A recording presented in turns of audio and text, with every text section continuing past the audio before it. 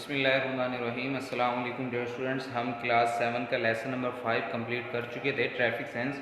आज हमने उसकी एक्सरसाइज करनी है। तो देखें, वोकैबुलरी का फर्स्ट पार्ट हमें दिया हुआ है। वो कहता है look up the meanings of the following word in dictionary. वो कहता है डिक्शनरी में इनकी मीनिंग देखें and use these words in sentences, और इन वर्ड्स को फिर आपने सेंटेंसेज में यूज़ भी करना है। तो ये देखें, वर्ड देखें, सेफ्टी हमें दिया हुआ है। पहला फर्स्ट वर्ड जो दिया हुआ है उसका मायने है तहफ़्फ़ुज़, और इसका जो सेंटेंस बनेगा वो बनेगा we must follow traffic rules for safety, कि हमें अपनी हिफाजत के लिए, तहफ़्फ़ुज़ के लिए ट्रैफिक के कवानीन को पर अमल करना चाहिए। उसके बाद हमें सेकंड जो वर्ड दिया वो केयरलेसनेस दिया हुआ है, बेहतियाती।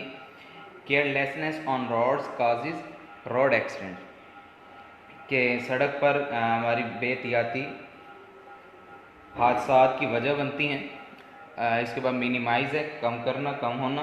Follow the rules of traffic and minimize the risk of accident. Follow the rules of traffic and minimize the risk of accidents. ये मिनिमाइज हो जाएगा, और रिस्क का भी आप यही कर सकते हैं। रिस्क मीन खतरा। तो देखिए इसके अंदर मिनिमाइज का जो हमने सेंटेंस बनाया इसके अंदर भी रिस्क वर्ड यूज़ हो रहा है, तो आप रिस्क का भी यही कर सकते हैं जो मिनिमाइज का हमने किया, यानी follow the rules of traffic and minimize the risk of accidents. इसके बाद क्यू है हमारे पास, क्यू मीन कतार, line, please stand in a queue. तो ये आपको सेंटेंसेस इसकी और वर्ड मीनिंग आपको इसके वहाँ दिए गाइड में दिए हुए, तो आप वहाँ से इनको अच्छे तरीके से याद करिएगा और लिखिएगा भी सही। उसके बाद आपको जो नेक्स्ट दिया हुआ है वो दिया हुआ है बी पार्ट, फाइंड सिनोनिम्स, यानी आपने क्या करना है, मुतरादिफ इसके जो वर्ड दिए हैं मुतरादिफ इसके लिखने, एंड एंटोनम्स और मुतज़ाद आपने इसके लिखने हैं, यानी उलट आपने इसके लिखने हैं, और ऐसे लफ्ज़ लिखने हैं जिनका मायनिंग इस जैसा हो। ऑफ द फॉलोइंग वर्ड थेसरस, थेसरस से आपने देखने हैं मुतरादिफ इसके सिनोनिम्स भी और एंटोनम्स भी। तो देखिए आपको यहाँ कॉलम भी बना कर दिया हुआ है सिनोनिम्स के भी और एंटोनम्स का भी। तो फर्स्ट जो वर्ड आपको दिया वो दिया हुआ है सेंस।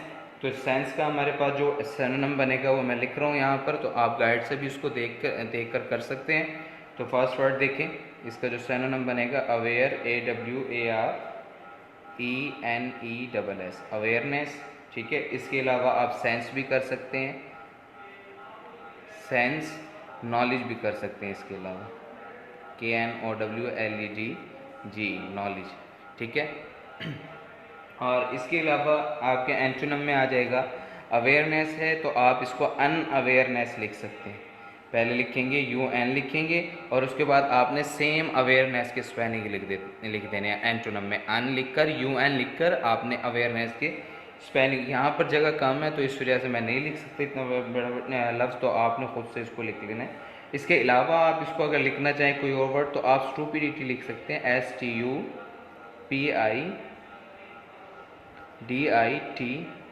स्टूपिडिटी। ठीक है, उसके बाद आपको नेक्स्ट जो वर्ड दिया हुआ है वो दिया हुआ है सीरियस। इसके सिनोनिम्स में आप लिख दें, सिंसियर लिखें, SINCERE, सिंसियर लिखें, और उसके बाद आप लिख सकते हैं बैड लिख सकते हैं। ठीक है, सेवियर लिख सकते हैं, SEVERE, सेवियर लिख सकते हैं। इसके बाद जो नेक्स्ट आपको दिया हुआ है एंटोनिम आपने लिखना है, आप इसी को सीरियस को आप नॉन सीरियस NON लिखकर फिर आपने सेम सीरियस के स्पेलिंग लिख देने हैं, तो ये बन जाएगा नॉन सीरियस, इसका एंटोनिम हो जाएगा। ठीक है, उसके अलावा अगर आप लिखना चाहें कोई वर्ड तो फ़नी लिख दें, FUNNY, फ़नी इसके एंटोनिम में आ जाएगा। नेक्स्ट जो आपको दिया वायलेट दिया हुआ यानी खिलाफ वर्जी, और उसमें आप कर सकते हैं इसके सिनोनिम में आप करें डिसओबे करें, डिसओबे। निगेट कर लें आप, निगेट भी यही होता है, नफ़ी करना, इग्नोर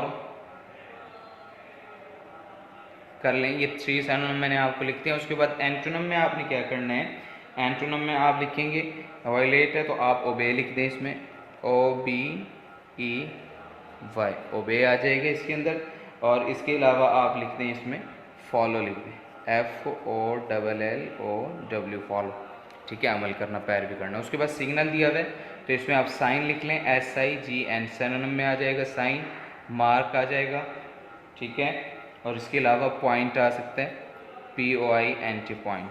और एंटोनिम में आप लिखेंगे हाइड लिख लें। ठीक है, और इनसिग्निफिकेंट लिख लें, INSIGNIFICANT,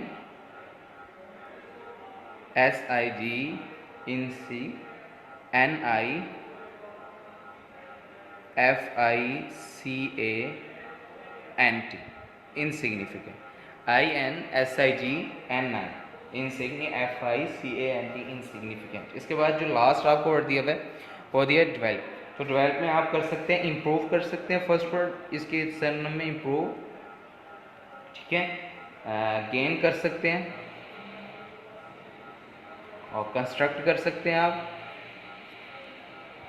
कंस्ट्रक्ट। एक और करना चाहें तो फ्लोरिश भी आप कर सकते हैं। एंटोनिम में देखें, एंटोनिम में आप इसको लिख दें डिस्ट्रक्ट, लिख दें डिस्ट्रक्ट, DESTRUCT, डिस्ट्रक्ट लिख दें। डिस्ट्रॉय भी लिख सकते हैं आप, DISTROY, डिस्ट्रॉय।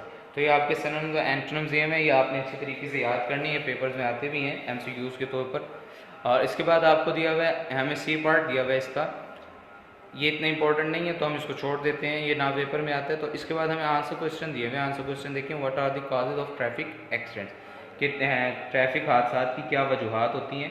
तो violation of traffic rules and unawareness of road safety are the causes of traffic accident, यानी ट्रैफिक कवानीन की खिलाफ वर्जी, सड़क की हिफाजत तदबीर से आगाह ना होना ट्रैफिक के हादसा की वजह बनते हैं।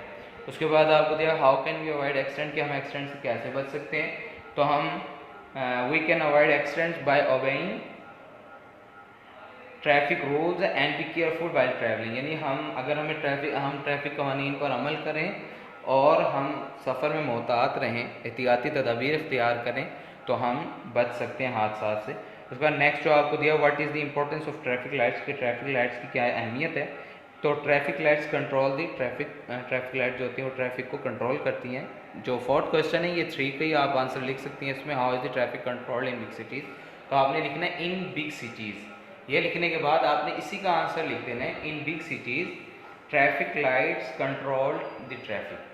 उसके बाद क्वेश्चन नंबर 5 दिया what should the driver do when there is a red light, कि जब रेड लाइट हो, सुर्ख लाइट हो, तो ड्राइवर को क्या करना चाहिए। तो driver should stop at red light, the driver should stop.